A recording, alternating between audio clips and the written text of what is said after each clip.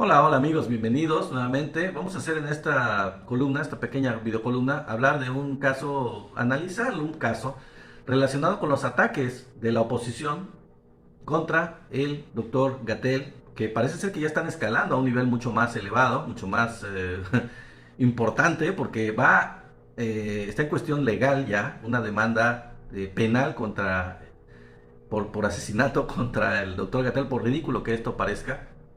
Y en esta columna lo que yo trato de traerles para el análisis es precisamente lo ilógico y lo impropio que esto resulta. Para poner en contexto, podríamos comparar a esta oposición con su, digamos, antepasado, muy en el pasado, muy en el pasado, de los ataques que hubieron en Europa contra quienes estaban a cargo precisamente de controlar las sucesivas pandemias que hubo en Europa.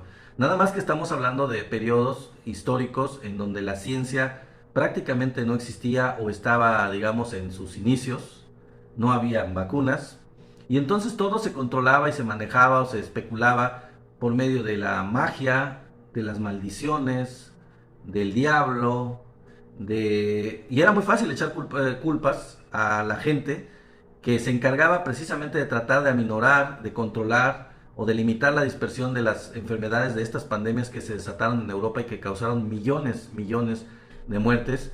La viruela, la peste negra, bueno, una serie de cuestiones en Italia, en muchos países, en España, en Inglaterra.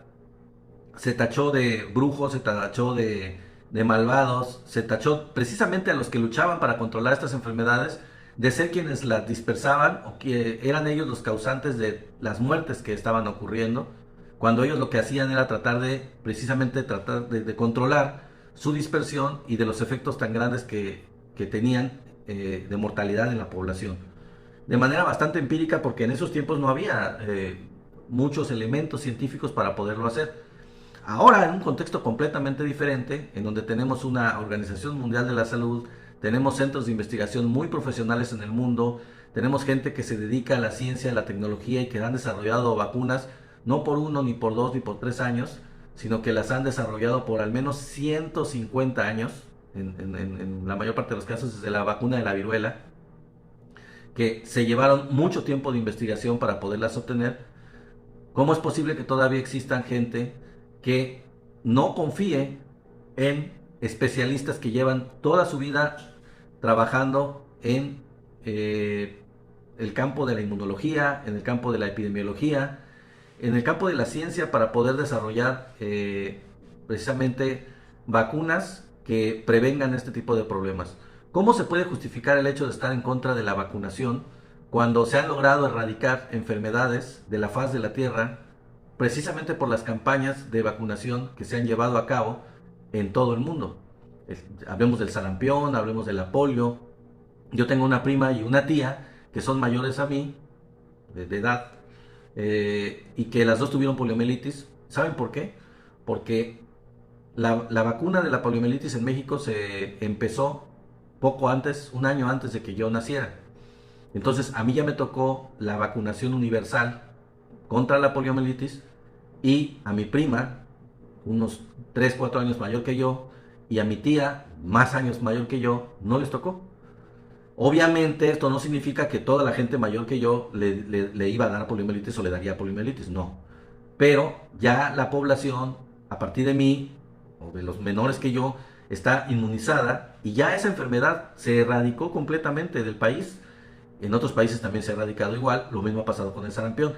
Han regresado enfermedades a otros países, por ejemplo el sarampión, en Europa o en otros lugares, por la reticencia de personas, de familias, de personas, a vacunarse, cuando ya se había demostrado claramente que la vacunación universal había logrado erradicar de la faz de la Tierra estas enfermedades.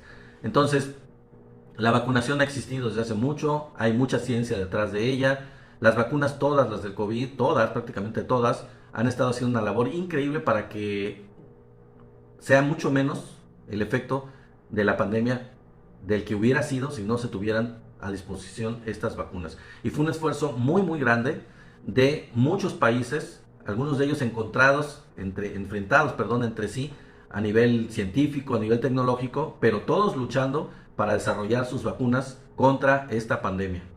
Me refiero, por ejemplo, a Estados Unidos, y por un lado, y a Inglaterra, y por otro lado a China y a Rusia, que tienen a nivel comercial otro tipo de, eh, que grupos distintos, que no están dentro de los mismos grupos, y sin embargo todos estuvieron haciendo un esfuerzo muy muy grande para desarrollar sus propias vacunas, y pues tienen diferentes niveles de eficacia, pero todas tienen eficacia.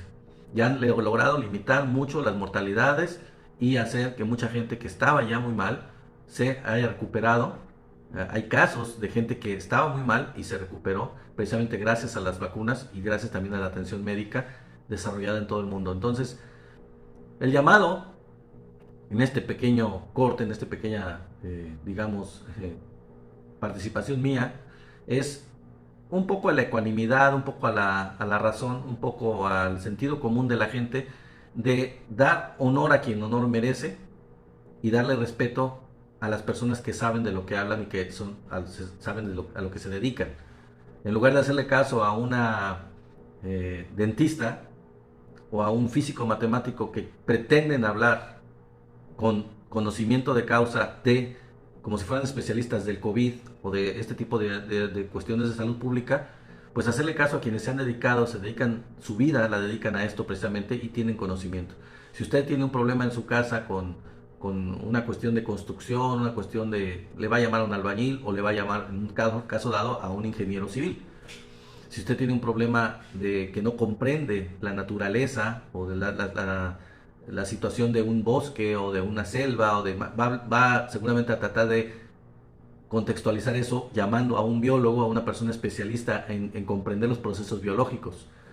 Y así me puedo seguir.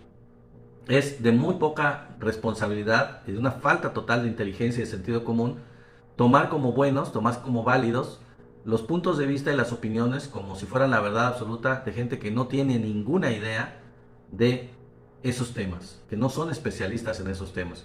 Y lo más triste de todo es que se presentan ante la gente como especialistas precisamente en eso.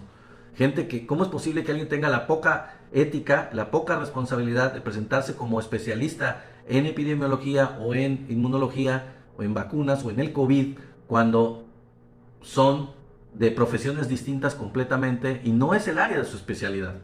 Es muy poca responsabilidad.